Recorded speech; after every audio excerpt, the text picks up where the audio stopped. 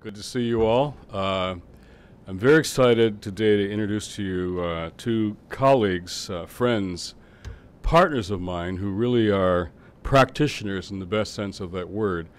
And we talked, Kathy, about this class. This will have a street test for all of our theology. It has to actually work on the street. And so Kathy Saile will speak to us first. Kathy is a church advocate with lots of experience in Catholic social ministry and Washington policy work on a national level. She's the Director of Domestic Policy for the United States Conference of Catholic Bishops. I love it when women are leaders over there. And they coordinate conference policy and advocacy on major national, social, economic, justice issues, poverty, healthcare, housing, hunger, agriculture, death penalty, civil rights, labor employment. She's really in charge of all of that and doing a great job, right?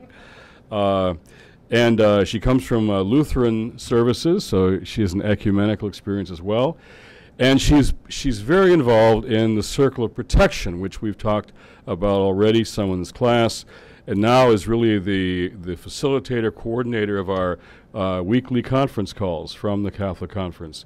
She's been a terrific partner on policy, on strategy, and on Catholic social teaching. I wanted you to hear from her today about Catholic social teaching and why it's so important in a time like this, and why it challenges really all sides, both parties, with a much deeper understanding of what I'll always keep coming back to as the common good. And she'll also share a bit about Circle of Protection and what happened last week since our class meeting on Tuesday, our big launch of the videos from Governor Romney and President Obama on Wednesday, which they've all gotten and seen. So Kathy, let's welcome Kathy warmly to our class. Thank you very much. Good afternoon. So that was a very kind introduction. I love working with Jim, his passion for these issues. Sometimes, you know, even though this is being recorded, right? Okay, so even though the bishops are the successors to the apostles and living out the gospel, sometimes in the Catholic world, our passion and our enthusiasm isn't quite as evident as it is among our evangelical brothers and sisters.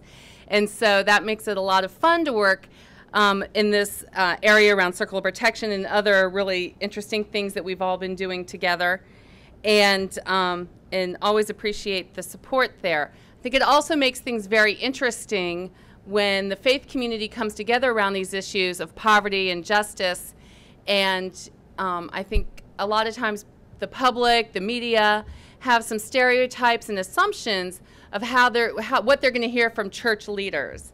And so I think that the work that we've done together has really started to shift the conversation in our country, and at a time that is so important to be having conversations about care for poor and vulnerable people, not just in our own country, but around the world. And so I'm excited to be here today talking about that.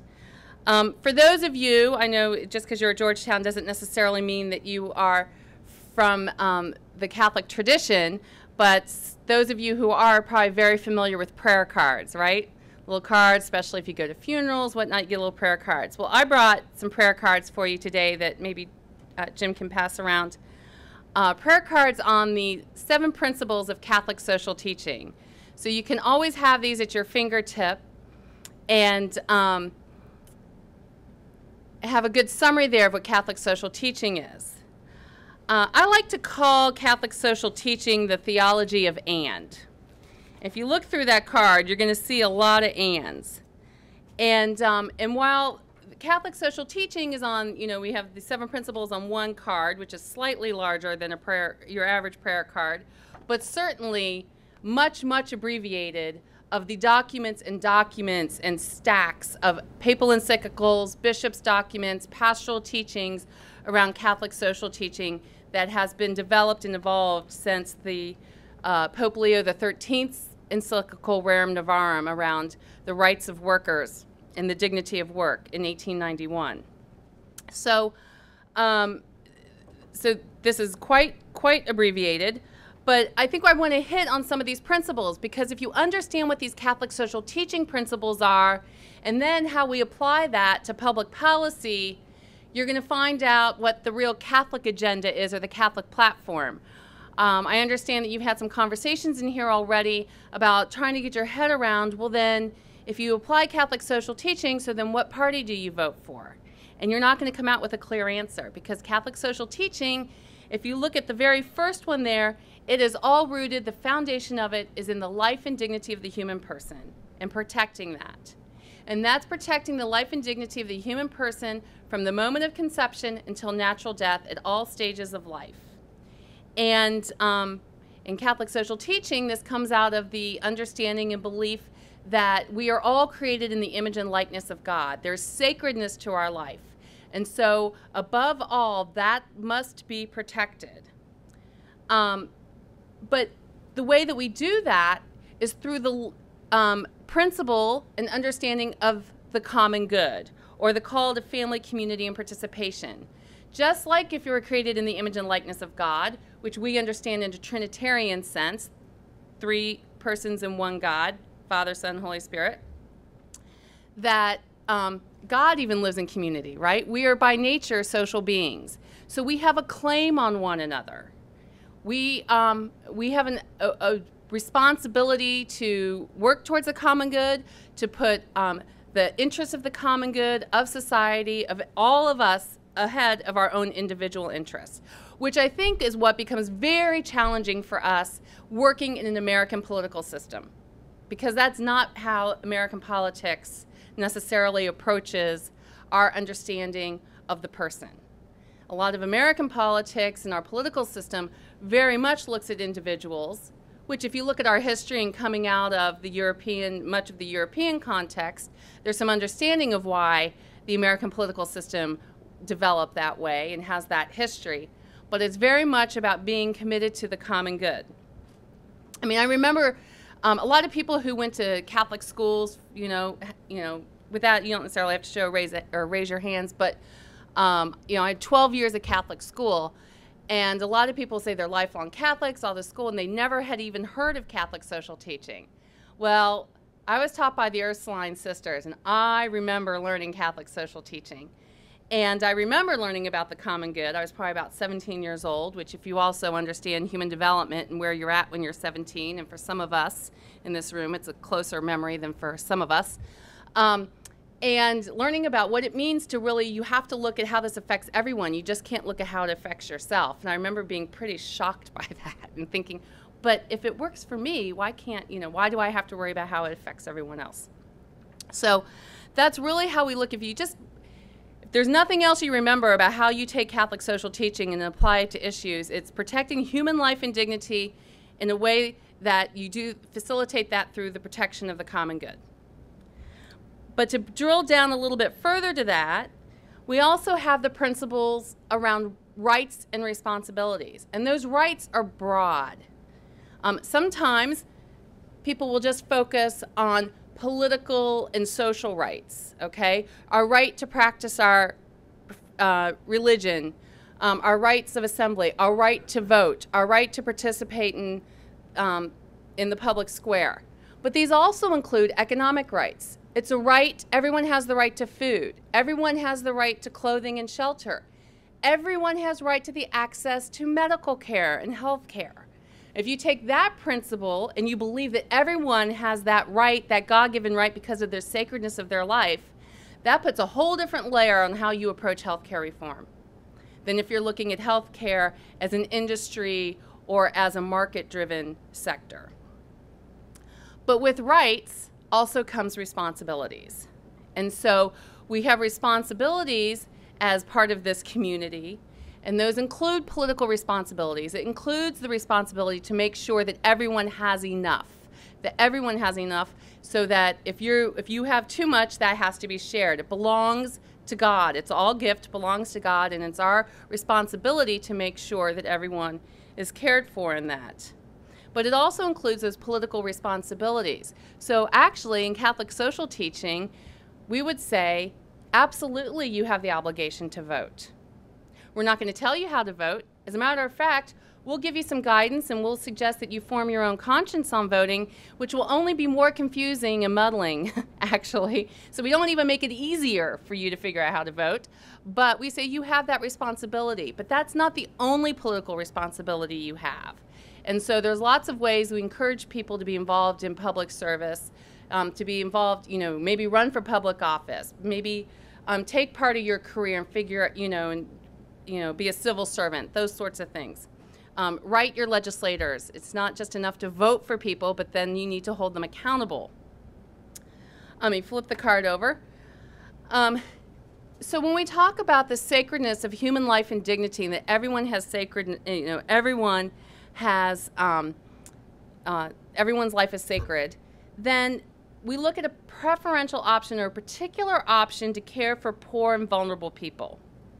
Because it is their lives and their dignity of their lives that is most threatened, because they don't have the power to protect that for themselves. So again, that goes to the common good. We need to make sure that we are protecting all. So there is this option for the poor and vulnerable. Now, sometimes people get really uncomfortable with that, particularly people who are more affluent or maybe have a little bit more power, and they're like, but God loves me too. Absolutely. But it's just like if you had children, right?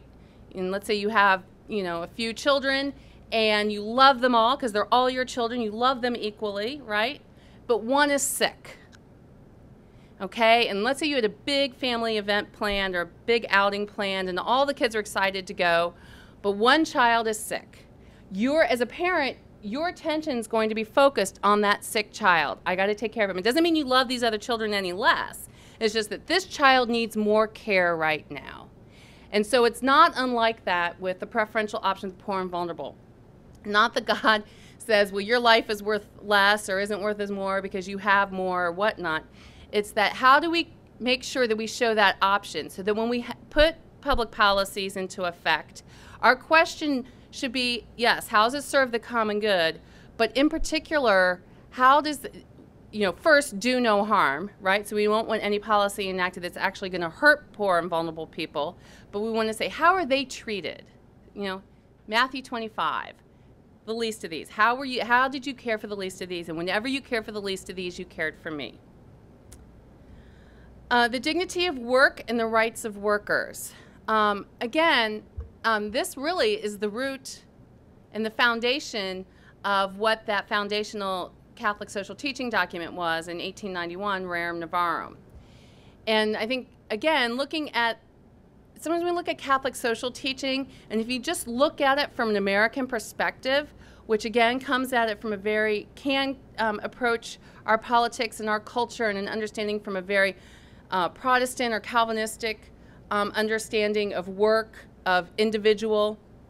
And so I think for us to say there's dignity in work is a big duh. Right? But if you look at where this teaching developed from, and particularly out of a European experience, and over years, there is no, it's not like Catholic teaching or anything in the Catholic Church happens very quickly, right? So 100 years in Catholic time is a nanosecond in regular time. But so coming out of Industrial Revolution, coming out of feudal system, through the Renaissance period, and we're looking at work and saying, labor and work has dignity. Those who labor have just, again, rooted in the sacredness of each and every person, that has value and worth. And that was radical notion at the time. It used to be, if you had to work, you were the lower class, right? If you had to perform manual labor, then you were less than. This is saying, no, no, no. There's dignity in that. As a matter of fact, because we're all created in the image and likeness of God, God the Creator, we are co-creators. And we all have talents, we all have gifts that we bring to this community that we're called to share. We're not to use those gifts strictly for ourselves, but to use it to benefit all. So there's dignity in that work, and workers have rights. Has anyone ever seen that bumper sticker?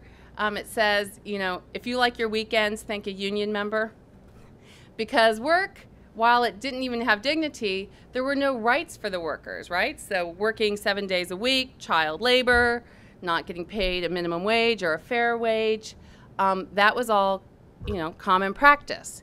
This said, if your work has dignity in it, and when you work, you should be able to care for, actually the document says a man should be able to care for his family, but we'll just say that workers can care for their families.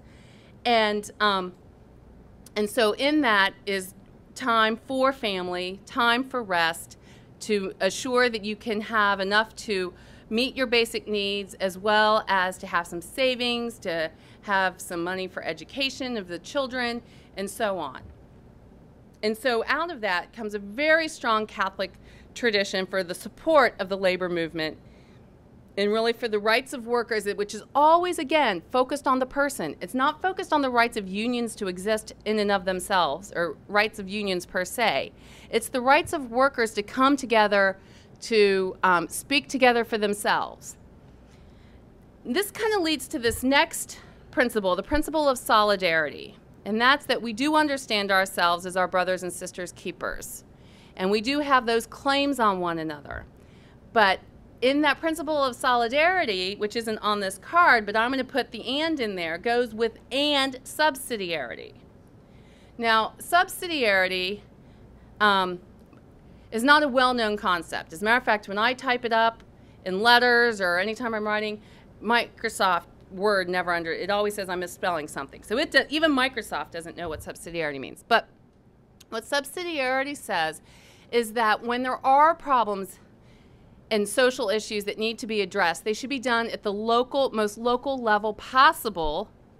And when they cannot be solved at the local level, then the next level, or the federal state, has a responsibility to step in and help take care of that. So out of this principle of subsidiarity is really rooted in our understanding, for example, for labor organizing or community organizing, that those affected most by the problem should be part of the solution. They should be, their expertise, their experience of what they're dealing with should be a valued part of the conversation and finding that solution. And if it can be done at the local level, that's great. Sometimes there's that partnership, and we can go in a little bit into the policies later of how there's a lot of federal policy that really recognizes both the responsibilities of the local government and federal government and larger structures in taking care of issues and implementing policy. And then finally, just care for God's creation, that we are stewards and caring for all of creation. We have a significant amount of writing and activity around environmental justice. And again, for example, our work on climate change is very much rooted in that dignity of the person. I love polar bears. I think they're cute. I hope we always have polar bears. But when we look at the effects of climate change, we have to look at it from how is it affecting people, and in particularly, how is it affecting poor and vulnerable people? We have the Bishop of Papua New Guinea, Bougainville, Papua New Guinea, coming in November to address some environmental Catholic scholars as well as the Catholic bishops to talk about what he has been doing in Papua New Guinea in helping to resettle the first climate change refugees, a group of people living on islands off of Papua New Guinea where the sea levels are rising so rapidly, the islands are going to be underwater, and they have to relocate an entire community of people off the islands onto Papua New Guinea, incorporate them into their own communities, and welcome them and help them. And they're actual refugees because they will no longer have a home due to the rising sea levels.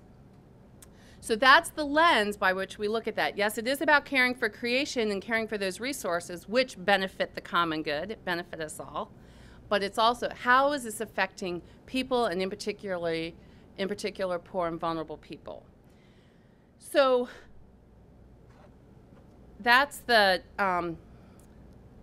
quick and dirty version of Catholic social teaching. Again, there's a whole rich tradition of that, and we could spend, there's people at this university who spend their whole careers studying and talking about and thinking about Catholic social teaching, and not just 10 minutes. So not doing it justice.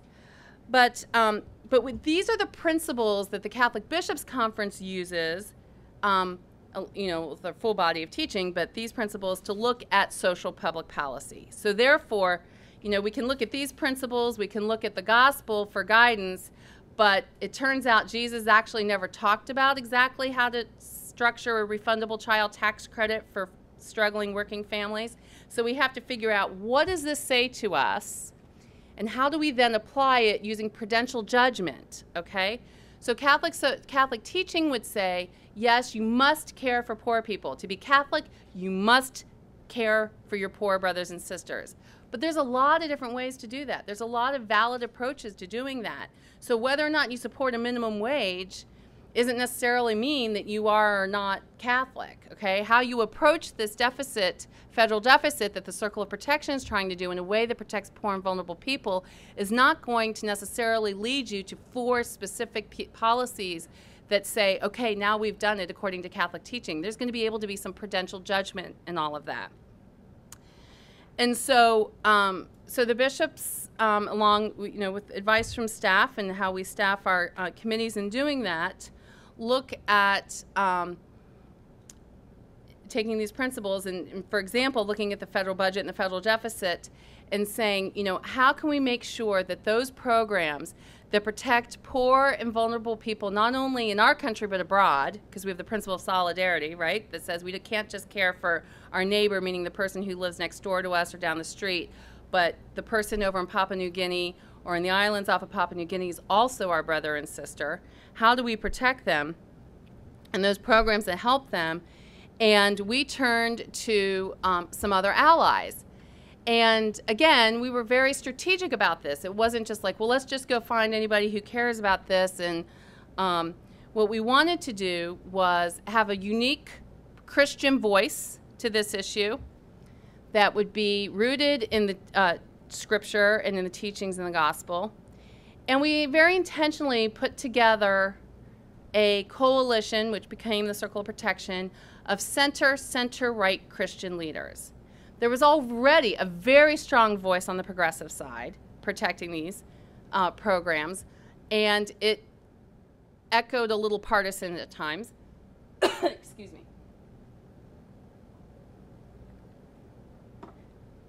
But we went with so that we would have access to the conversation to where the decisions were actually going to be made on deficit reduction and how we would put together our federal budget. Now, even though we're looking at making cuts and we're looking at reduced resources and scarce resources, let me just remind you, we're talking about how do we spend $3 trillion a year every year.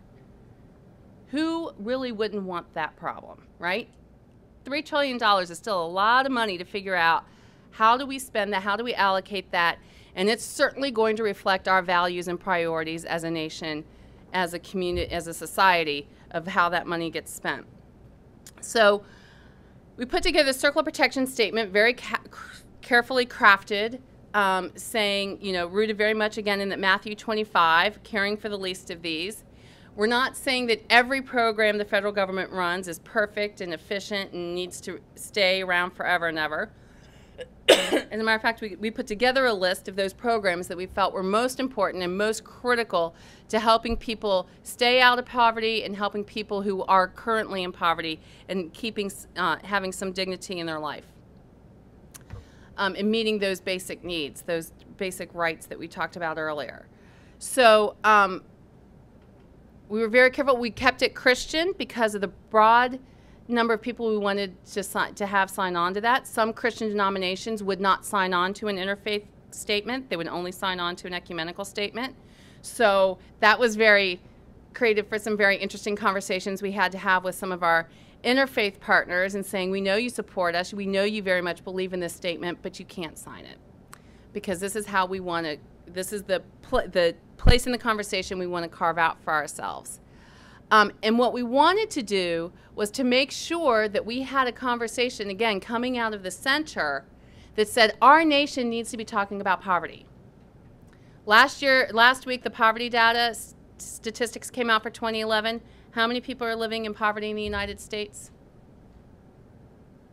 Guess. 1 in 5. 46 million people. The highest on record, held steady for 2 years. The reason I think one of the reasons it didn't actually increase in 2011 from 2010 isn't because the economy turned around so much or that suddenly everyone was able to get jobs, but because we have a safety net. We have said in this country there is a certain standard of living we want to make sure that people have. We do want to make sure that children get to eat. We want to make sure that people with profound disabilities are taken care of with health care and they have access to services. So, so that conversation is something we wanted to have. In the Circle of Protection, one of the lines I use when we go up on the Hill and talk about how we put together the Circle of Protection is that, you know, I say up here on the, you know, everything's so polarized and the politics are terrible on Capitol Hill. And I'm like, and you guys, this is baby play up here. If you want real politics, try church politics, because that's where the big boys play. And so we have, for example, the National Association of Evangelicals and the National Council of Churches signed on to the Circle of Protection statement. I think they might agree on Jesus's name, and that's about it. Like you can't be a church and belong to both belong to the National Association of Evangelicals and the National Council of Churches. So, so we know they believe that Jesus Christ is the Son of God. That's probably at the end of their theology, possibly. And we know that they believe that programs that help poor and vulnerable people at home and abroad must be protected. And they're signed on to that. So, so last week, as Jim alluded to, as we kind of get into the last bit of this campaign, this national campaign, where we've heard a whole lot about the middle class. We've heard a whole lot about tax cuts. We've heard a whole lot about job creators, but we haven't heard very much about protecting the poor. And we wanted to make sure that the issue of poverty and the needs of poor people were part of this national conversation. And so we went to both campaigns, to the Romney campaign and the Obama campaign, and invited them to speak to poverty, to talk about what they see as the circle of protection, that circle of protection around poor and vulnerable people. And to their great credit, to both candidates and campaigns' great credit, they both delivered on those videos, which you have viewed this week. And, you know, again, they might come at it from a little different way, but what is agreed upon is that, yes, we do need to protect poor people, and we do need to protect those programs that help lift people up out of poverty and keep people out of poverty. So, so I think that was great strides. Another, you know, talk about prudential judgment. So when do you decide to hold your press conference? Well, just for future reference, try not to hold your press conference the morning after there's a major international incident. So unfortunately, our press conference was scheduled the day after, on Wednesday morning, which is right when everything in Libya was breaking and the tragic deaths of Ambassador Stevens and his colleagues. And so it was kind of hard to break into the news cycle that day. Nonetheless, the issue of poverty is still with us, and we are still pushing those videos out and trying to encourage people to view them, and not just view them, but to have conversations in their own local communities about that, and to have conversations with other candidates for public office about how they would approach the issue of poverty, so that it becomes an ongoing conversation. It wasn't just a one-day thing in any event. So with that, I think I want to kind of wrap up and turn this over. And do we want to do questions after Adam, kind of the conversation and discussion? I have one more handout. I don't know if that went around. The Catholic Vote, which kind of summarizes forming consciences for faithful citizenship, and what does that political responsibility mean in the context of Catholic social teaching.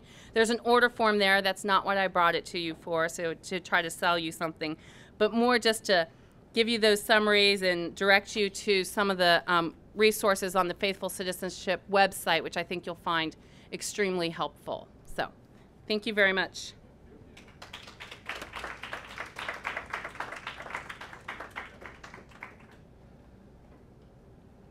Thank you, Kathy.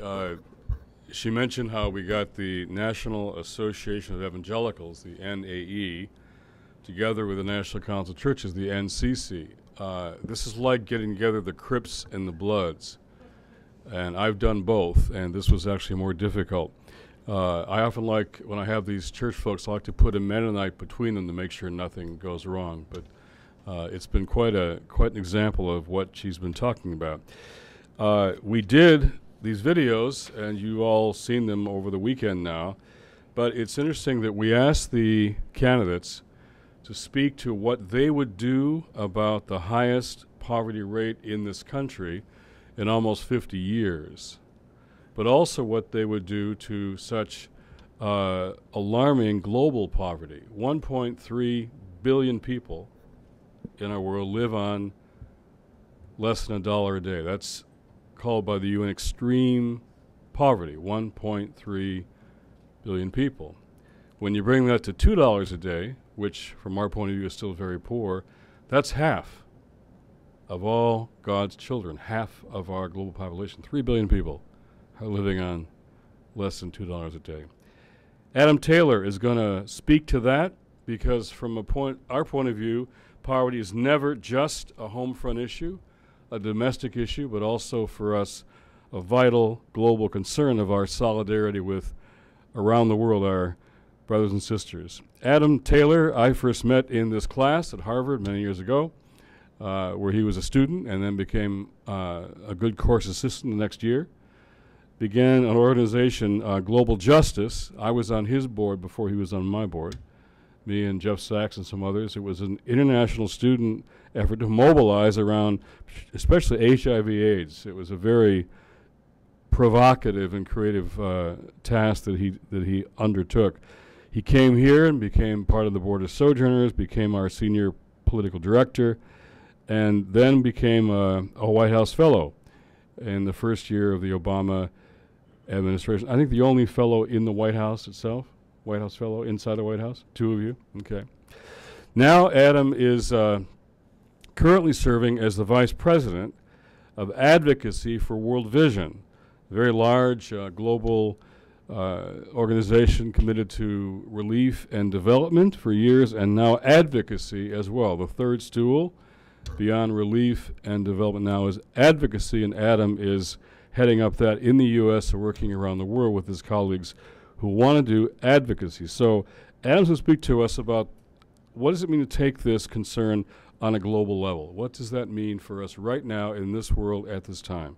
And how do we bring that into the campaign? Neither of these videos by Obama or Romney addressed the global poverty issues. We asked them to, and they only talked about domestic poverty. They didn't deal with the global impact at all. We asked them to, and they didn't do it. In an election year, I suppose this is not a top issue for an American electorate. So Adam will speak to that and put this all in a global context. Let's welcome Adam Taylor.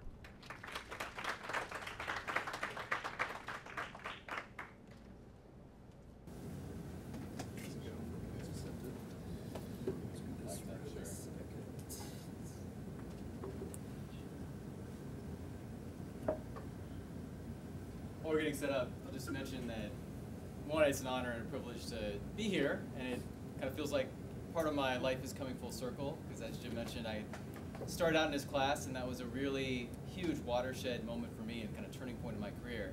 Jim and I share a number of things in common. I think we both have a real passion for economic, racial, and social justice. We also have a lot of vision, and for people with vision, we have terrible senses of direction. I've been lost with Jim on a number of occasions, and I have to say I was late because I was lost, but this time it wasn't my fault because I was actually given the wrong address. So I did my best to follow the right address and realized that building didn't exist. So I had to double back, and here I am. We're going to kind of set up this quick PowerPoint, and then I will jump in from there. Out of curiosity, how many of you are familiar with World Vision or heard of World Vision before you came? All right, great.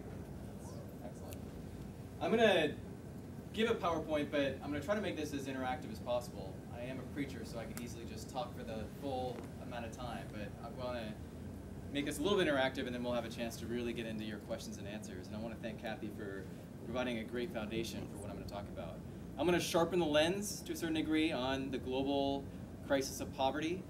And certainly there are parallels and crossovers to what you heard domestically, but I want to talk a little bit more about what's happening globally. JW's class. That's it. Okay, let's jump in. So, how many of you have had a chance to visit the King Memorial since it's been in place about a year ago? The majority of you? So, if you haven't been to it, highly recommend that you go. Not just because Dr. King is a hero of mine and was a fraternity brother of mine, but obviously not in the same era, but is in the same fraternity. But because there are a set of quotes that form the backdrop of the actual monument that are engraved on a granite wall. And they are coupled according to 4 themes of hope, faith, peace, and love. And there's one that I want to mention that I think kind of frames this presentation and kind of what I hope I can prick your conscience around. When Dr. King was awarded the Nobel Peace Prize in 1964, he said this: "I have the audacity to believe that peoples everywhere can have 3 meals a day for their bodies, education and culture for their minds, and dignity, equality, and freedom for their spirits. I believe that what self-centered men have torn down, other-centered men can build up." Now, when we think of Dr. King's legacy, I think the majority of us think of the I Have a Dream speech, think of Montgomery, think of domestic civil rights. And we can oftentimes gloss over the degree to which Dr. King truly had a vision that inspired and was deeply impactful for the entire world, that inspired movements in some cases in other corners of the world. And part of that vision was a real sense of our innate human dignity, and that everyone should be deserving of 3 meals for their bodies and an education for their minds. Essentially what Dr. King is foreshadowing in these words is what you read about in your readings, the Millennium Development Goals, which we'll get more into a little bit later in this presentation. But I think Dr. King was very prescient. He was well ahead of his time and had a very global vision for the kind of global village that he believed we were called to create, particularly as Christians, given our commitment to building God's kingdom come. I want to start with a very, very basic foundational question, which may seem kind of obvious in terms of its answer, but I want to hear from you first. I want to start with the question of what is development? You heard Jim mention that 1.3 billion people live under the UN's definition of poverty, which is now up to 125 a year. Inflation has taken it up a little bit, but 1.3 billion people live in that definition of extreme poverty. But from your perspective, what is development all about? What are we trying to achieve when we talk about improving development outcomes or when we talk about development itself? So just love to hear a couple ideas around the table. No economists, no, go ahead, yeah? Some sort of self-sufficiency for really underdeveloped areas. So self-sufficiency, it's a really important concept. Other ideas? Yeah. Raising the bar of the standard of living for Yeah, standard of living is crucial. Yes. some sort of basic infrastructure. Okay, basic infrastructure, so like roads and services and, okay. Yeah. Creating jobs. So people have access to jobs, maybe even well-paying jobs. All right. Kathy would probably support that. Anything else? Yes. Basic levels of medical care. Basic levels of medical care, yeah. Access to certain levels of health, yeah. So you're naming a lot of the key components of development. And the reason I'm asking this question is there isn't actually a widespread consensus around what is development. There's lots of very vigorous and healthy debates about what is development, because in some ways, in the history of development, it has been used and still can be used as a pejorative term. There's a certain level of bias or even of ethnocentricity in the definition of development that's been used over the years. Because if you think about simply just a definition of how many people are living on less than $1 or $1.25 a day, that doesn't fully capture people's happiness, their well-being, kind of their sense of community. And for any of you who have had a chance to travel to parts of the quote-unquote developing world, you probably have had experiences where you've encountered communities that may be very materially poor. They don't have huge amounts of wealth or income, and yet are fairly spiritually and communally or relationally blessed. And again, I'm not trying to take away from the pain and sting of material poverty. Those that suffering is real, and it's something that I think breaks the heart of God. But it's important to kind of think about development in a broader context, that even in the United States, where we have a very high standard of living, a high level of development, we have the highest incarceration rate in the world. We have a relatively low life expectancy compared to many of the other wealthy countries of the world. And we have a very high degree of children living in poverty. And so, again, we can kind of put these things into context. But some of the other things that I think are important when we think about development are understandings and notions of happiness, of human dignity, of whether people are afforded their basic rights, from civil rights to economic rights to social rights. And then an even broader but important term, which is an idea of human potential or capability. Are people able to realize their full God-given potential, which obviously involves access to certain kinds of opportunities, being able to enjoy certain rights, etc. So I want to just quickly mention what World Vision's approach to development is, because I obviously work with World Vision, and it's one of a number of international NGOs out there that are committed to improving what we call well-being of children, but essentially we're talking about development outcomes. We're talking about improving the mortality, or improving the life expectancy of children and of families. We're talking about ensuring people have access to basic foods and nourishment so they can experience the fullness of life. We're talking about access to a good education and job training so they can access jobs in the future. But part of what shapes our approach is a real emphasis on children. It's child-focused. We're community-driven, so we work in the context of communities. We don't go into a community unless we have an invitation, and we work directly alongside community leaders to determine what their priorities are and what their biggest concerns are. We're a Christian organization, and we're unapologetic about that, but we don't proselytize, so there are no strings attached to any of the aid that we give, and that's very similar to Catholic Services or a whole range of other faith-based international NGOs out there. To the best of our ability, we try to tackle root causes. It's not enough simply to address the symptoms of poverty, i.e., a child experiencing the effects of malaria because they contracted it through a mosquito bite, or a family that is suffering from food insecurity. But we really try to get at what are those root causes that are driving those outcomes that, again, we believe break the heart of God. We believe in empowerment, that ultimately we have to empower communities in order to be self-sufficient, so I appreciate someone raising that. And our approach is really focused in 4 areas. One is ensuring that boys and girls can experience good health, that they can be educated for life, that they can experience the love of God and neighbors and are cared for, so there's a real community component there, and that they are protected and participating, so that they are protected within their communities.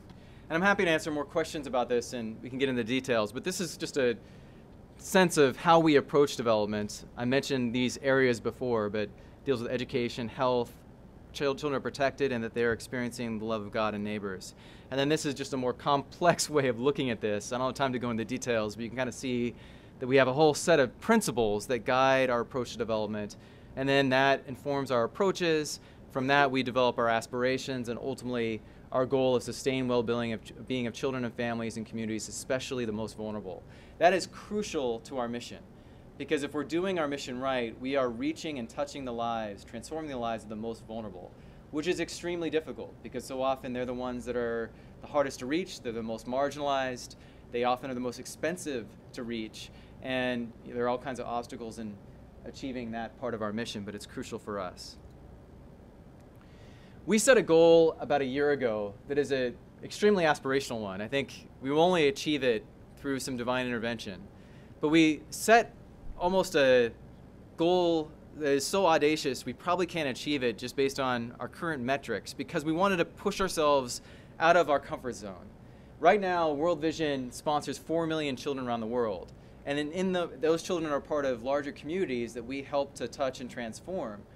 But we have a goal that by 2016, we will have directly improved the well-being of 150 million of the world's most vulnerable children.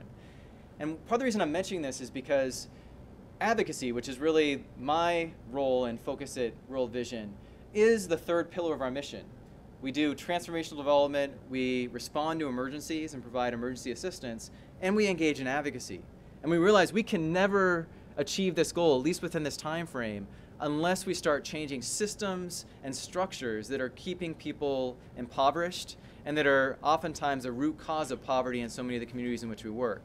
And so a lot of our emphasis over the last 10 years has been in empowering local communities to use their own voices, to hold their own governments accountable. It's a model, an approach that we call citizen voice in action, and it's one that we are implementing in over 30 countries across the world.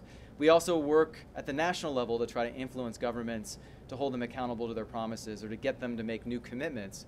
And we also work at the global level, particularly in the context of major forums like the G8 and the G20 and within the UN system. And so this kind of goal is crucial to us, but again, it only can be achieved if we are starting to change those decisions, those budgets that have such a dramatic impact on the lives of vulnerable children. This is just a quick definition of how we approach advocacy. I like to joke sometimes that, in the recent future, it's great that advocacy has been added as a third pillar of World Vision, but I and some of my colleagues in advocacy sometimes joke that it feels like the third toothpick and not a full pillar. But I think we've made a lot of progress in integrating and mainstreaming advocacy in the core of what we do. And in some ways, the whole pillar metaphor is the wrong one, because advocacy, when done right, is like a thread that you need to weave into the way in which you do community development. You weave it into the way in which you respond to disasters.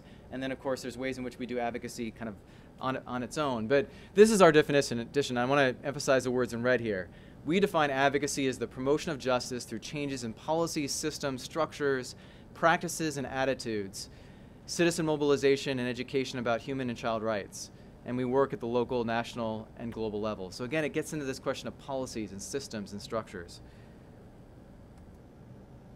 So kind of shifting a little bit from world vision to the broader context of the world.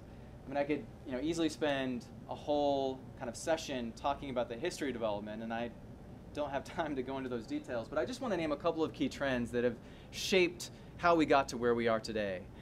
There is a fairly checkered history of development assistance within the US government, but also globally. Again, development, unfortunately, doesn't always have a good name or the best name. The Cold War certainly shaped that quite a bit. During the Cold War, a lot of our development spending was motivated by geopolitical concerns, namely trying to neutralize or offset the growing power of communism and of Russia. And so we often gave money either through the World Bank or the IMF or directly through the US government that was given to governments in order to prop them up, essentially. And while oftentimes they came with real objectives to improve the well-being of people, that was secondary to the political motivations. And so you had lots of cases, some really egregious ones, like Mobutu Sese Seko in Zaire, who was given billions upon billions of dollars, ostensibly for development purposes, and ultimately a lot of that money was siphoned off into Swiss bank accounts or was used to directly oppress his people. And so, Marcos in the Philippines could name lots of cases like that, where unfortunately development dollars by the US were not used for the purposes in which they are intended. And that has given development and US foreign assistance a bad name. And I think we're trying to catch up with that history and in some ways redeem what development assistance is all about. There's also been competing motivations for development assistance. There are some people that would argue that it's really about our own self-interest, that development assistance should be used to benefit US firms, to buy US goods, to send them overseas, so that we can strengthen the US economy. And that is a core motivation, but that alone is insufficient, and there are very strong humanitarian motivations about what kind of role we want to play in the world, what is the American brand in the world, let alone the ones that are central to World Vision, and I think that's central to us as Christians, which is our call to care for the least of these, and to ensure that we, to kind of realize that we live in a global interdependent village, and that when injustice hits somewhere else, it can also directly impact us.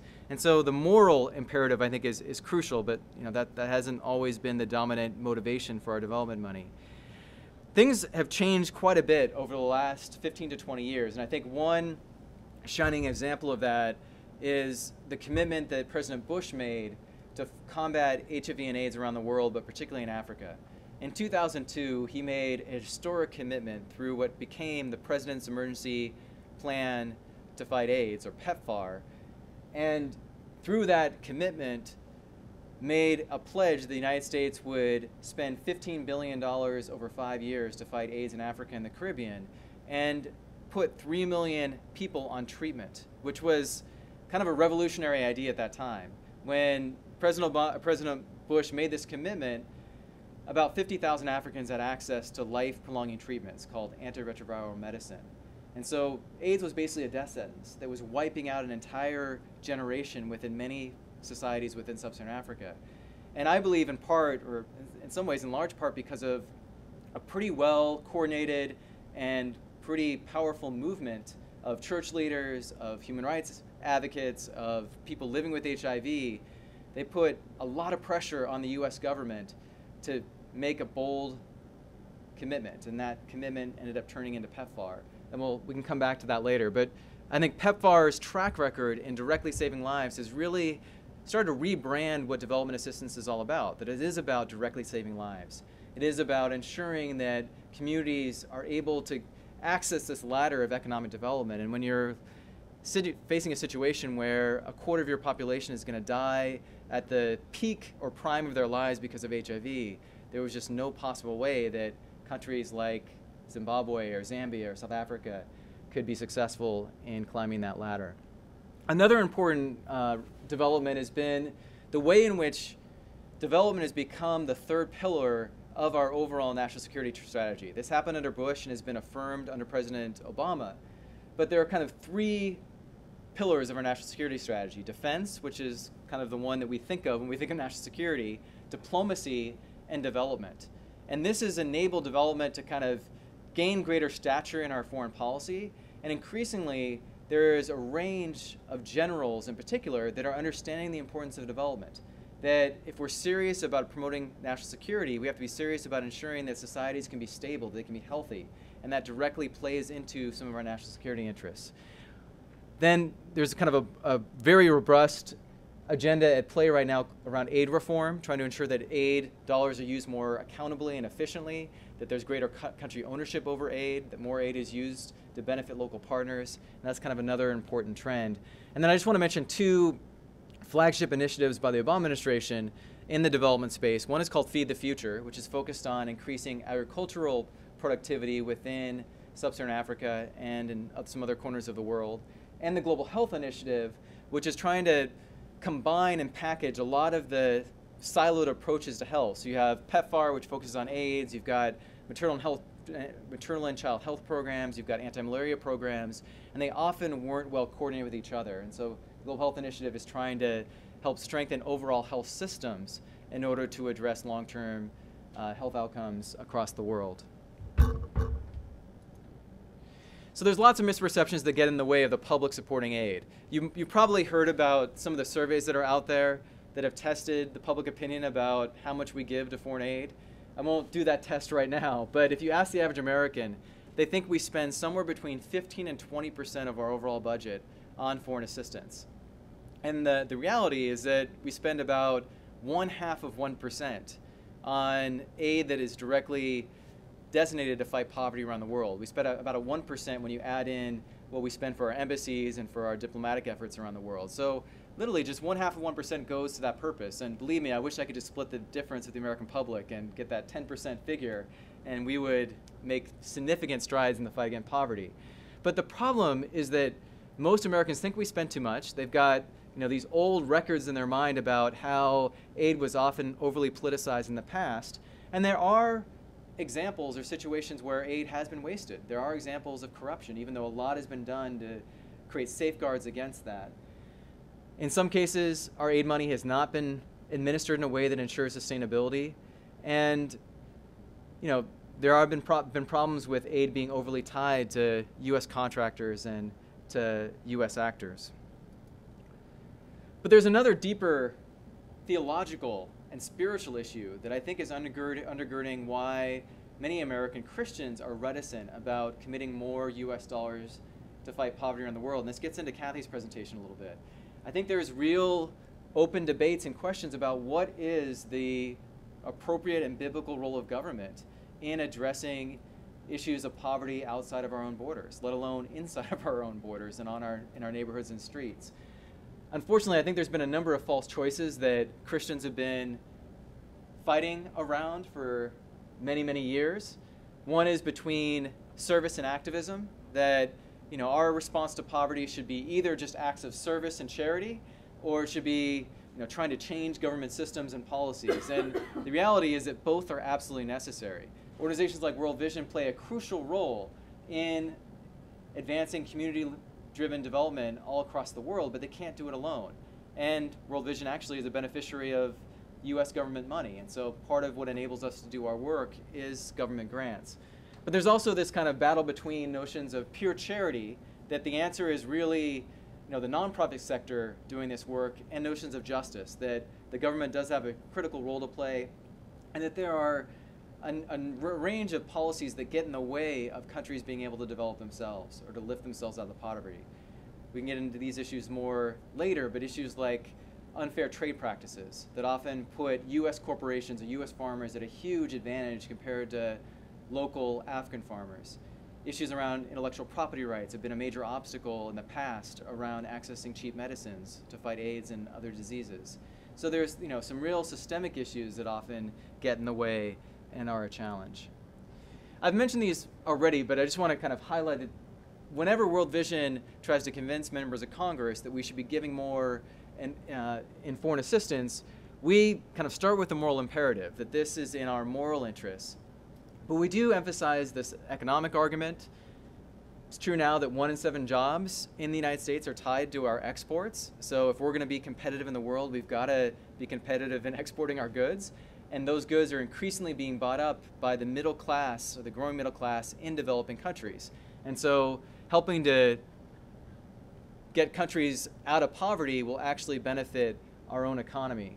And then this national security argument that I mentioned before is one that's important, although that one has to be used carefully, because you can't make a direct correlation or causation between poverty and terrorism, for example. The relationship is much more complex.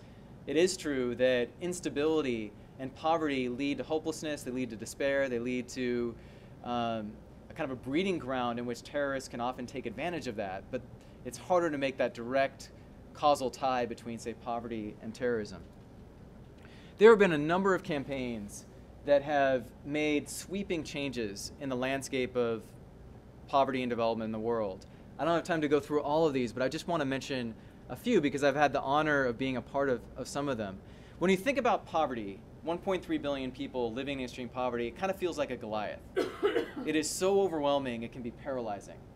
But what I want to try to emphasize today is that there are recent efforts. I'm not talking about going all the way back to the 1960s and the Civil Rights Movement, but recent campaigns that have made a profound difference in the lives of people living in poverty, and has helped lift millions upon millions of people living in poverty out of poverty. One was the Jubilee 2000 campaign, which is focused on the unsustainable and oftentimes illegitimate debt that many developing countries owe to the World Bank and IMF and to the United States and other bilateral donors. Billions of dollars have been literally written off the books because everyday folks wrote letters to their members of Congress. They visited congressional offices. They organized press events. They formed human chains around major G8 summits in the United States and elsewhere. And they put this issue of debt cancellation squarely on the international agenda. And ultimately, by the year 2005, at the G8 summit in Gleneagles, the United Kingdom, there was a commitment to write off the majority of the debt that was owed by these countries to multilateral banks, namely the IMF and the World Bank. A stunning victory that has enabled millions and millions of children to get access to primary education, that has helped governments spend a lot more of their own resources in improving their health systems, that has made just incredible progress, and is a real kind of recent example of what can be done with citizen action around a global issue. I kind of mentioned the HIV and AIDS movement, which is one that I've been very active in. It is really remarkable that, as I mentioned, in the year 2000, when I had a chance to attend the International AIDS Conference in Durban, South Africa, there was this sense of global despair about the crisis of AIDS. In South Africa at that time, a quarter of the adult population was living with the virus and faced a death sentence. couldn't afford drugs that at that time cost on average $15,000 per person per year, when the average income per person was about $500 in South Africa. And so, you can see this huge disparity. You fast forward just 10 years, and there are now 5 million Africans that have access to retroviral therapy, largely because of the generosity of Americans and of others, but the United States has provided the lion's share of that funding.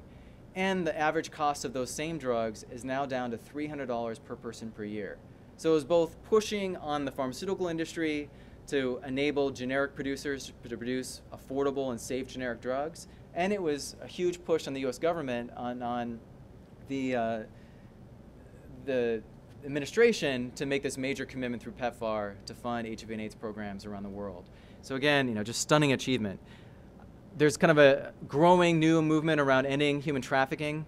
Many people call this the new abolitionists that World Vision is also a part of. Climate change is obviously a major issue that Kathy mentioned, and there's kind of growing efforts around that. There's been some real victories around nuclear disarmament that Christians and evangelicals in particular played a real role in. And then I want to mention one campaign from World Vision called Child Health Now, which is kind of our primary campaign focused on ensuring that children around the world can live past their 5th birthday and can experience the fullness of life. I'm going to skip ahead a little bit because I want to have a chance to really get into a discussion here. Just a couple things about our Child Health Now campaign. We have a campaign that's now launched in 32 countries around the world, where we're literally pushing on national governments to make major commitments around maternal and child health. And we're working at the local level to empower local citizens to be able to hold their service providers accountable and to literally monitor whether their health clinics are well staffed and have the medicines that they need and were promised, or that communities have access to clean water. And so there's some really amazing things that are happening very much at the local level. This just gives you a sense of some of the remarkable achievements that's happened around maternal and child health. Literally, UNICEF just announced the latest numbers. And if you kind of look over the last 20 years, the world has been able to reduce under 5 mortality by 35%. We're now at a point where about 7 million children die before the age of 5 because of what I like to refer to as just stupid deaths. Deaths due to a mosquito bite, or malaria, or pneumonia, or in some cases HIV. These are totally preventable deaths. Malnutrition is another big one. And World Vision is very much involved in trying to reverse these deaths and has been a part of taking this trend line down from just an incredibly high level down to where we are today, which is still unacceptable. But we've made incredible progress, again, in part because of U.S. foreign assistance victories and funding. This just gives you a little bit more detail about the strategy around reducing preventable child deaths that I'm happy to go into later. Here's kind of an area where we haven't made as much progress. There are 195 million children under 5 who experience what's called stunting. Stunting means that they aren't getting the basic nutrients and nourishment they need in order to be healthy. And the problem with stunting, the tragedy with stunting, is that it often affects children for life. They literally will be physically and mentally impaired for life if in those first 5 years they don't get the crucial nutrients they need. And this is an area where World Vision's been pushing very hard on governments through the G8 and the G20 to make concrete political pledges to address stunting. I want to jump ahead to the Millennium Development Goals, and you had a chance to read about them and some of the progress that's been made up to date. And you can kind of see the 8 Millennium Goals here. The thing that I would emphasize is that when the Millennium Declaration was agreed to in 2000, it was a watershed moment. There was a sense then that globalization was an incredible force in the world, but it was leaving behind a huge population that weren't benefiting from globalization itself. And 189 leaders came together and they came up with the Millennium Declaration, and then a couple years later they came up with the Millennium Development Goals, which include the targets you see on the screen. There's no question in my mind that the Millennium Development Goals have helped galvanize global attention around the issue of extreme poverty and have helped to accelerate many of the progress around many of these areas. But as you can imagine, the track record, success rate, has been very mixed.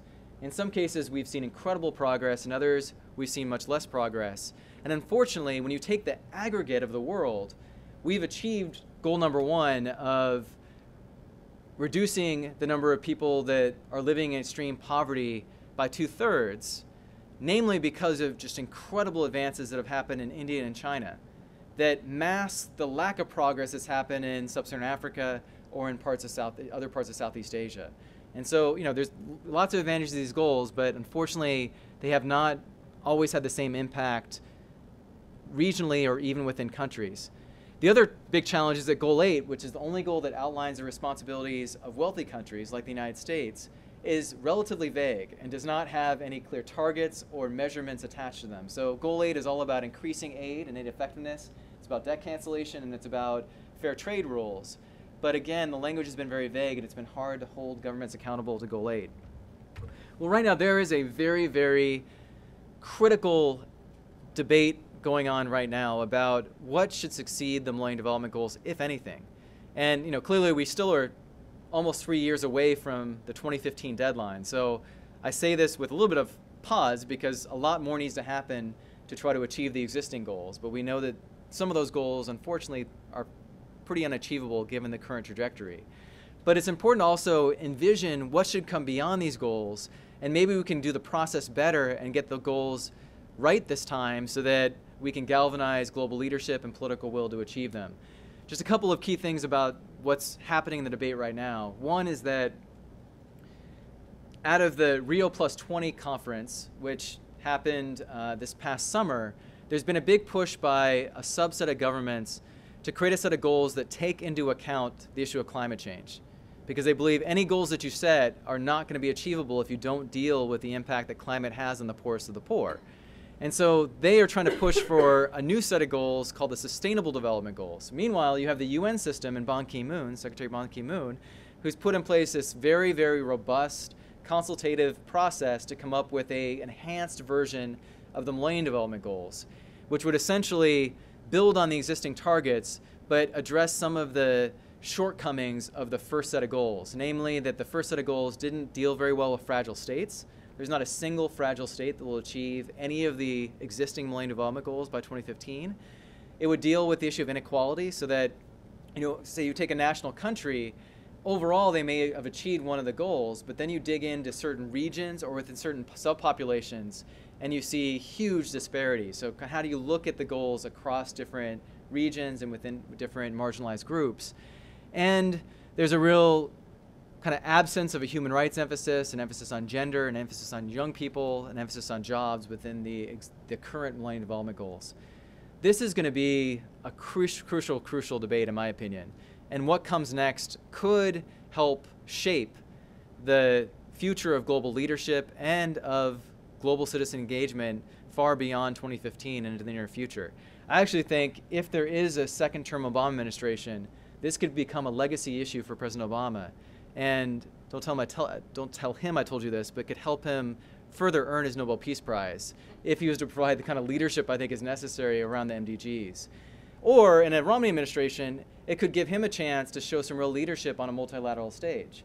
I think it's a much higher hill to climb for the Romney administration to make bold commitments to targets like this, but I wouldn't say it's impossible. And so there's a chance that we could use the goals to leverage greater leadership from a Romney administration.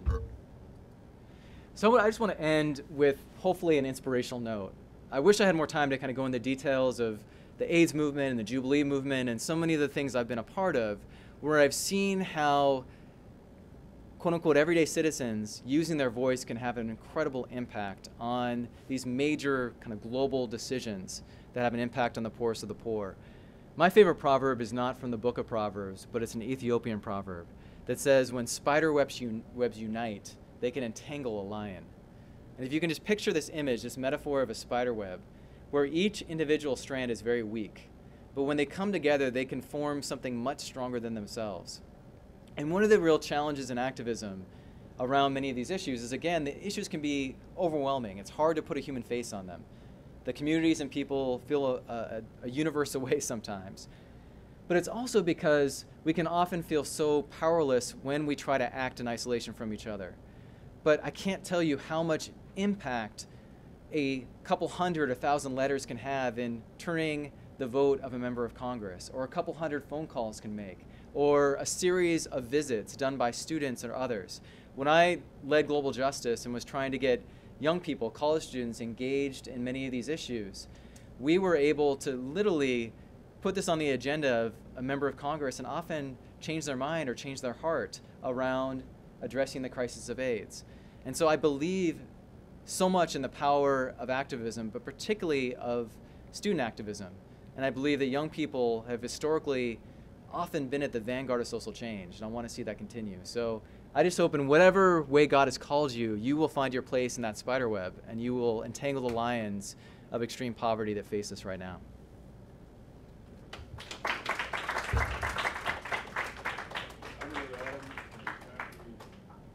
A lot of content there. A lot of content from Kathy and Adam. So I want you. I'm sure you've been writing down some questions or keeping them on your minds. Let's jump in. Questions of either Kathy or Adam, and please say who you'd like to address your question. Don't be shy. They're not really shy. We've had good question time so far. Yes. And Hi. tell them who you are when you. Hi, my name is Jason Gerson. My first questions, my questions for you. I was just sort of wondering, and this is something I know, I took a course with Professor Dion, and he's talked about this a lot, about sort of why there aren't more candidates that are really closely aligned with sort of the Catholic Church's sort of platform and policy priorities. And it just strikes me as funny because you see so many, I think today you can turn on TV and you'll hear people say, you know, America's a socially liberal and fiscally conservative country, and that's where the middle is. And you see lots of third-party libertarian candidates and stuff like that. Why don't you see third-party sort of candidates that kind of advocate for philosophy that is against the two parties, but more in line with Catholic social teaching? Well, I think a lot of times people really bring their politics to their faith rather than bringing their faith to their politics.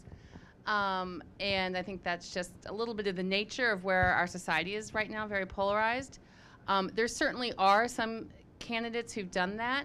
And just to use as an example, because I think it's an excellent question, why don't people say, I mean, we look at what I just passed out, and you look at that card there on Catholic social teaching principles, and you might read through the first few of them and go, oh, okay, now I know what party. Well, wait a minute, then I'll read the next few. Well, maybe I should be in this party. And so I feel like Catholics really living out that our faith in the public square, you're really politically homeless.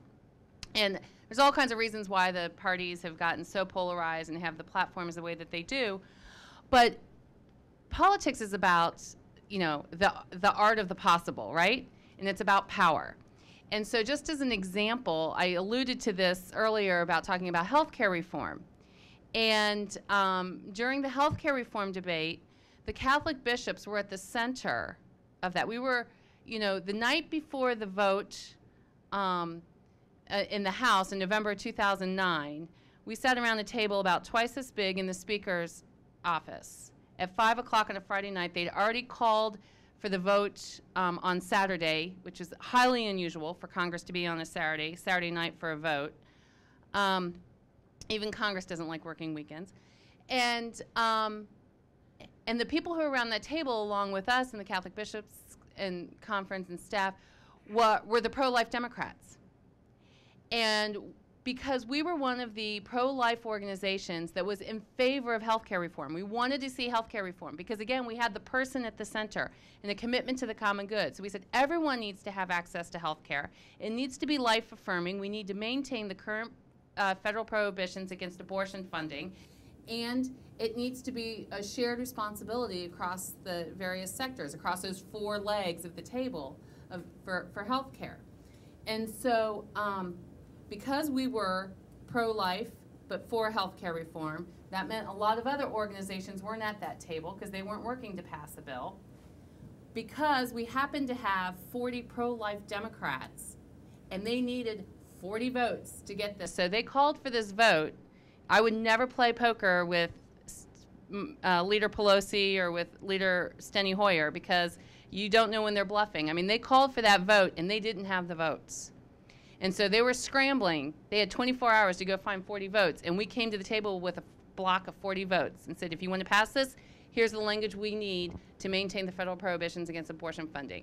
So aside from getting the right thing done for the right reasons, sometimes I'm okay with getting the right thing done for the wrong reasons, and that was just pure political power. So it's an interesting question. It's like, why don't people cross over more? Because they would be more influential, they could get more done, and they would be more aligned with their values and faith. And I think we need to have more people holding them accountable for that, rather than sending letters to their senator saying, don't you dare compromise, and negotiation's a sign of weakness. But that this, again, is about common good. There was one of these pro-life Democrats, Kathy Dahlkemper, who ended up losing her race because she voted for health care reform, but she called herself whole life, and she was really committed to that full Catholic social teaching agenda. Now, Jacob used to work for Oprah Winfrey, and he'll have the mic. So raise your hand, and he'll pass the mic to you. Are you going to give everyone a card? I was going to say, no cars today. Hi. Well, I was just wondering what your thoughts were on the recent sort of leak that came out from Romney's speech when he was talking about the 47%. Because I was I'm sure you were very happy to hear his comments from the Circle of Protection video. But how do you think those comments have now changed what his claims were? Preface that by saying we're going to have a good long discussion about that in our second session. Because that's a big topic for today. But let me let Kathy respond. Well, I'm not going to try to say what I think Governor Romney was thinking or whatever. I'll say that that video was from May, and he filmed the comments, the video from the fundraiser was from May, and he filmed our video just a few weeks ago. So maybe there's been some evolution of thinking since then, and maybe we've actually got him thinking about it a little differently. He's at a fundraiser, he thinks he's off record. There's an example of, in the 2008 cycle, of President Obama saying something in a closed room with donors that was less than flattering. So, one, I don't understand why candidates don't just assume they're always being recorded, and two, I really wouldn't want to be someone who had to assume every thought and everything that came out of my mouth was being recorded, because I would be in a lot of trouble. We will get back to that, I promise. I want to ask Adam a question. He said, I wish I could tell you some stories. Well, I know a lot of his stories. There are a lot of comments in the readings about how students often feel so helpless, facing huge issues like poverty, and all we can do is little baby incremental steps. But you've had some experience of even students making big differences on policy issues. So tell us a good story about that. Thanks, Jim. That's a perfect setup, but one that I appreciate. So I'm actually going to tell a story that's a little bit less focused on influencing the government, and in this case, influencing a major multinational corporation. I started Global Justice back in 2000, 2001. Coca-Cola, who actually I'm very indebted to because they paid my way through Emory University, so I kind of became the ungrateful son in a second. But Coca-Cola made a major announcement at the 2002 International AIDS Conference in Barcelona, where they said they were going to treat their workforce in Africa who are living with HIV. And at that point, Coke was literally the largest employer in sub-Saharan Africa. I don't know if you've had a chance to travel to the continent anywhere, but you can find a bottle of Coke almost anywhere, more so than you can find many other things, unfortunately. But they have an incredible distribution network. And so we were very excited when we heard this announcement, but then we started reading the fine print and realized that Coke was only agreeing to treat or provide treatment to their managers, which was about 2% of their workforce. And all of their bottlers and distributors were being left out of this major commitment. So we felt like there's some hypocrisy built into that. And we felt like, what if we can get Coke to make this commitment, not just make the commitment, but fulfill this commitment, we could get other corporations to follow suit. And so we were just kind of a ragtag group of about 15 college campus chapters at that point. But we kind of analyzed the landscape and realized that Coke's Achilles heel was that they are very, very brand conscious, and they have exclusive agreements with college campuses to sell only Coke in many different places, and Emory University is one of them.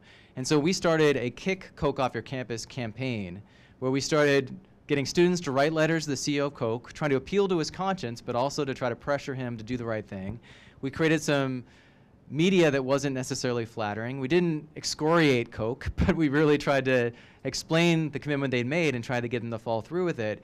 And one event in particular in Atlanta, which is where their headquarters is at, really caught Coke's attention.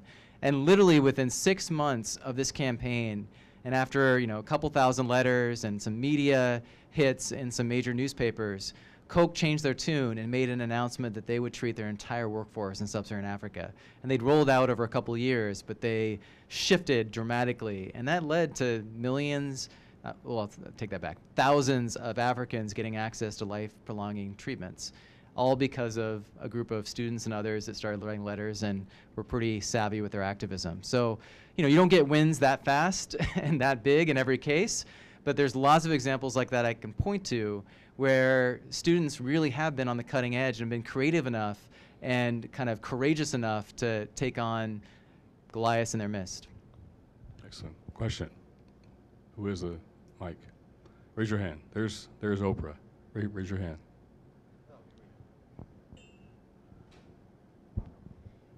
Question for you, Kathy, about this circle protection.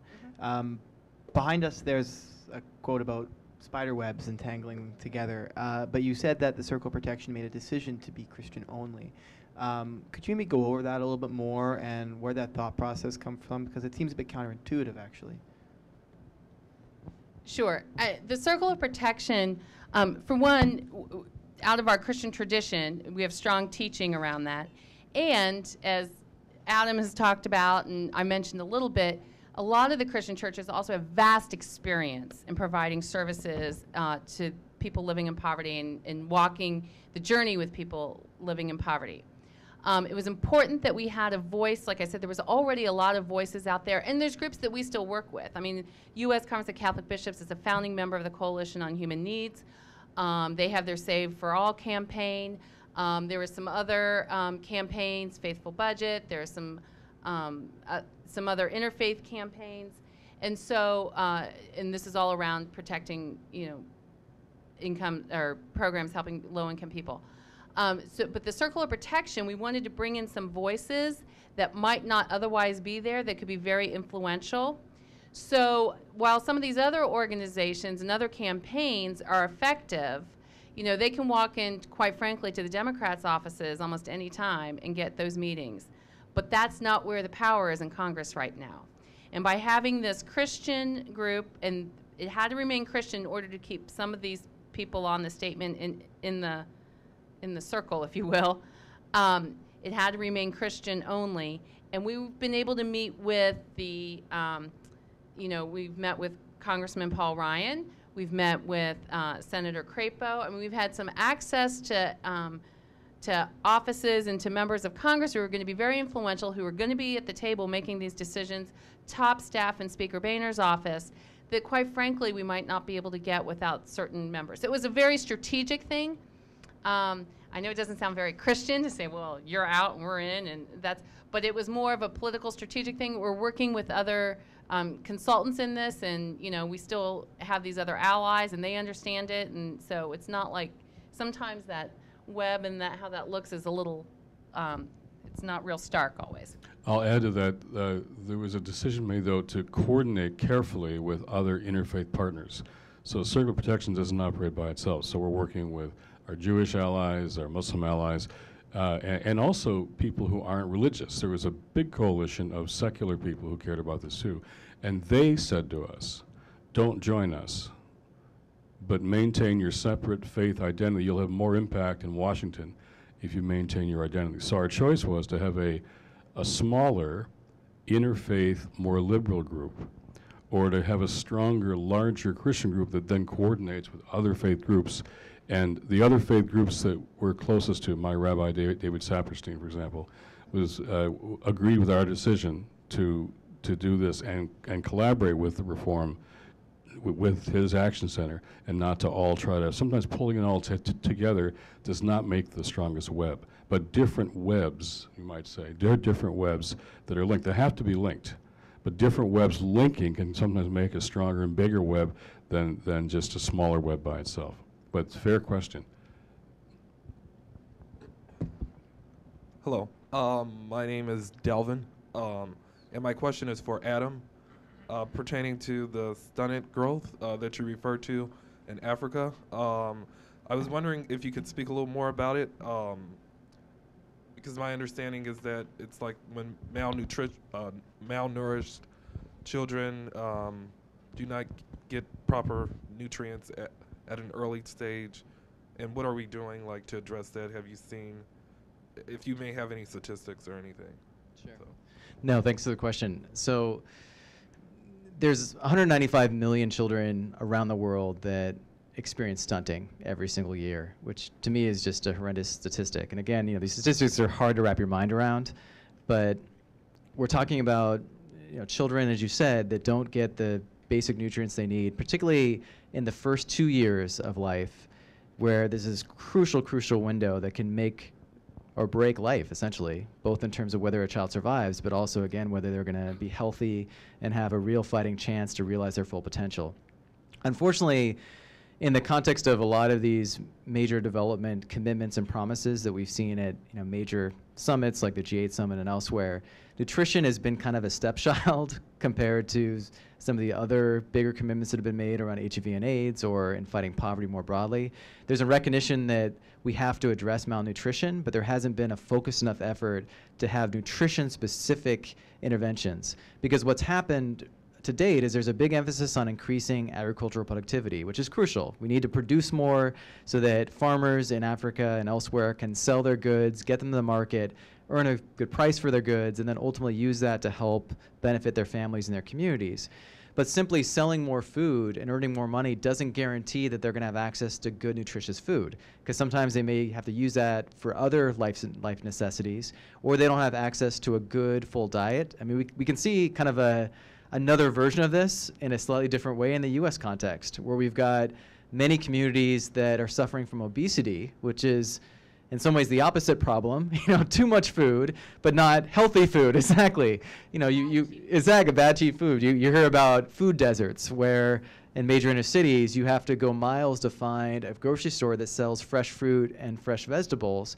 And of course people aren't going to be able to access that if it's too expensive or they can't actually reach those goods. So, one of the things that we've done that I think has been successful is there's a movement that the UN has helped spearhead that other major NGOs have supported called the SUN movement, the Scaling Up Nutrition movement. And countries all around the world, over 100 of them, have developed their own plans for how they're going to scale up nutrition.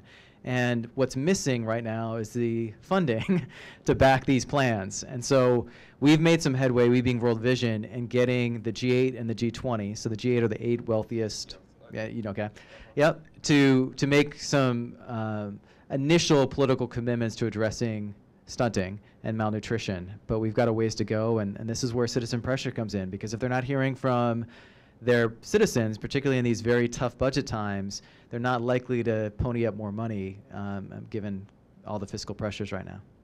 So there's no U.S. aid going to that? There is. There's a couple $100 million that goes to nutrition-specific interventions. But again, the big money right now is in improving agricultural productivity, and the Feed the Future initiative that I mentioned is really focused mostly on the agricultural productivity side, and in my opinion, isn't doing enough to address malnutrition. Hi, my question is for Adam as well, and it's sort of two questions in one. It's related to U.S. foreign aid and development money. My first question is, how exactly do you find that? Because it can be ambiguous. Like, I know some of the military aid that we give also goes to development work, foreign militaries that are engaged in development work. And second is, what exactly are the mechanisms in place to make sure that those funds are going to what they're supposed to be going for, as opposed to mismanagement like we've seen in the past? It's a great question. So when I talked about the difference between the 1% and the 0.5%, it gets to your first question, because we spend about 1% of our budget on overall international assistance. It's through what's called the 150 account in Congress. The 150 account includes all the support to embassies around the world, our diplomatic efforts, and a lot of military aid. We give $3 billion per year to support Israel, for example. The 0.5% is only focused on what we call poverty-reducing development assistance. So that's programs to help build wells and ensure communities have access to clean water. It's programs to provide immunizations for children so they don't die of very preventable causes. It's programs to improve food security and to fight malnutrition. All of those things are a part of that 1/2 of 1%. And I would argue that there's a lot more accountability now in the 1/2 of 1% than there is in the full 1%. In the 1/2 of 1%, there are now much stronger provisions and safeguards to ensure that that money, if it's given to a government, are used for the right purposes. So the governments have to report and account for how they spent the money and show that they have the capacity to spend it well.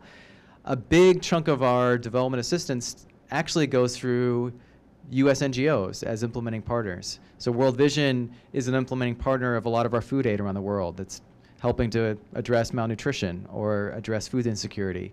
We are an implementing partner around HIV and AIDS, where we've been helping to educate faith leaders to break the stigma around AIDS and become real change agents in their communities. And so when you think about aid, it's NGOs are a big actor, and in some cases contractors are a big actor, and then governments are actors as well. And whoever is the actor, there are pretty stringent requirements and monitoring mechanisms to ensure the money is used appropriately. Again, more progress could be made, but I think that we've made huge progress in ensuring that we're not just measuring inputs and outputs, so how many people are reached, but we're now starting to measure results. So we're saying our money should be used to actually improve health outcomes in a community. It's not enough just that more kids got a malaria net or bed net. Are those bed nets actually working to reduce the incidence of malaria? That's the real definition. Just to add to that, and so for the circle of protection, that's, when we say we're going to protect low-income programs and put a circle of protection around these, both international assistance and domestic, we have a specific list of those programs. And for international, it's the poverty-focused assistance accounts. And to be able to keep our coalition together, it also does not include any foreign assistance programs that would include family planning or reproductive services. So, so it's really tight around that 0.5% and exactly what they do. So when we say that, we're not saying the whole 150 account, but that. And also the bishops, along with Catholic Relief Services, have really struggled over this question of having contractors as an actor in development. It also puts some of the NGOs in real harm's way because people on the ground don't always know who's military, who's an NGO, and it creates other real security situations for those on the ground. Okay, I'm going to take 2 more quick questions, one for Kathy and one for Adam, and I'm going to let them answer the question and give a last word, and then we're going to take a break and go on to the reading. So who's your question for? This is for Adam. Okay, then we'll hold Kathy's. So we had a discussion last week in class, kind of what's sexier, global poverty versus domestic poverty, and we discussed how, in both these videos, Romney and Obama, neither of them addressed the issue of global poverty. So my question is, how do you convince the American public to combat international poverty when we seem to have so many of these same issues on our own shores? Yeah. It's a great question. I think that, unfortunately, particularly in tough economic times, we as Americans can become increasingly parochial in our perspective, more focused on at home, and that's understandable, to a certain extent natural. But what's interesting is, you probably heard the expression by Tip O'Neill, former expression by Tip O'Neill, that all politics are local. And when it comes to elections, most of what Americans are most concerned about are things that are hitting their pocketbook and things that impact their lives on a daily basis. So it's not surprising to me that the candidates are spending a lot more time talking about domestic issues. Again, there's kind of this phobia around talking about poverty domestically, but they're at least talking about issues that intersect with poverty and intersect with communities that are struggling in the United States. When it comes to poverty around the world, I actually think that there's less disagreement within the general public that we should be doing something. Now, what that something is and how big that something is a very different question, and that's where the real debate is. I think probably because of this misinformation out there, Americans, again, think that we're doing much more than we actually are. So if we kind of brought them into reality that we're doing much, much less, and that much less makes such profound differences in the lives of others, the polls that I've seen show that they support our efforts quite a bit and want to see us do more of it. I think the argument that is the most powerful to me is the moral one, that we can't afford, in the world we live in, not to try to improve the lives of those that are suffering the most. It's the right thing to do, but it's also the smart thing to do. If we're really serious about trying to make a healthier, safer, better world for not only ourselves, but more importantly, my son, who's now 2, then we've got to be serious about lifting people out of extreme poverty. And the overall amounts are so small compared to the benefits that I think that argument wins the day. Okay. Okay, last question for Kathy. Kathy, I'm sorry, I've got the microphone, so I'm going to pull rank and ask you the last question.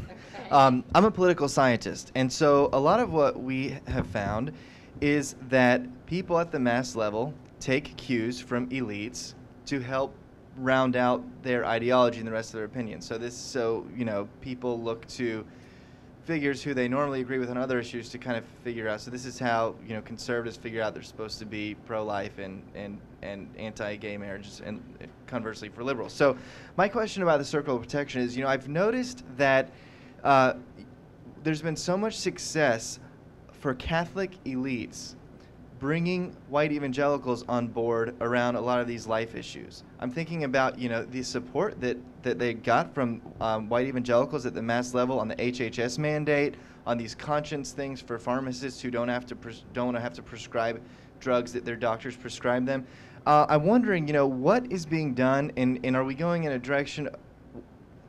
Talk to me about what is being done to bring white evangelicals around on poverty. Actually, I think that was already well underway. I think the HHS, some of the issues around traditional marriage and same-sex marriage are newer. And interestingly, you even see some of the political conservatives walking away from marriage. It's kind of, they just don't see it as a winning issue. But I think around the issues of, when I think about what we have done, one with the Circle of Protection, with the National Religious Partnership for the Environment, some other things in which Jim has actually been a tremendous leader on around immigration and bringing the evangelical community onto those issues as well. One, I think a couple things happened. One, I think that the conservative religious movement in the 70s and 80s, highly successful, experienced a lot of success, new success to them, and then stood back and realized they've been somewhat co-opted by parties and used and looked and thought, we didn't get much out of that. And so I think for a lot of particularly new generation of pastors, they said, you know what, we're not going to play that game anymore. I think also some of it is generational. It's very interesting when you survey both evangelicals and Catholics, young adults. They are actually more pro-life than they have been, and that's growing. And their acceptance of same-sex relationships and issues around LGBT rights are much more progressive. And that, again, it's more generational than it is even tied to religion or political affiliation. So I think some of what we're seeing is generational. But I think these issues around, there's been tremendous work around poverty. I think if we have a major debate around comprehensive immigration reform in the next year or so, which we're going to have. And these are issues, poverty, environment and climate change, immigration. The only way to solve these problems, the only way to get to a decent policy is bipartisan, which is all the more reason for us to think about how do we have that moral voice, how do we bring religious leaders together, whether we start with Christian leaders and kind of work our way out to broader interfaith coalitions, and hold our political leaders accountable for having, looking at this from what is in the best interest of the country, what is in the best interest for poor people, what is the best interest for families, rather than saying what's going to be in the best interest of getting to the next election cycle. Thank you. So this is why it's so important for people to be bringing their faith, their values to their politics, and not their politics to figuring out what their value system is. So I'm an evangelical convert to Catholic social teaching, and I always love to hear a woman talk about Catholic social teaching. So Kathy, we want to thank you very much for today. And Adam started raising really good questions in this class a long time ago. and now he's leading on these issues himself. So I hope you can see that what we talk about in this course are things that can change and shape what you do in your life and your vocation. Adam is a book I want to promote, Mobilizing Hope, Faith-Inspired Activism for a Post-Civil Rights Generation. That's you. I strongly recommend this book. So let's thank Adam for his being with us today.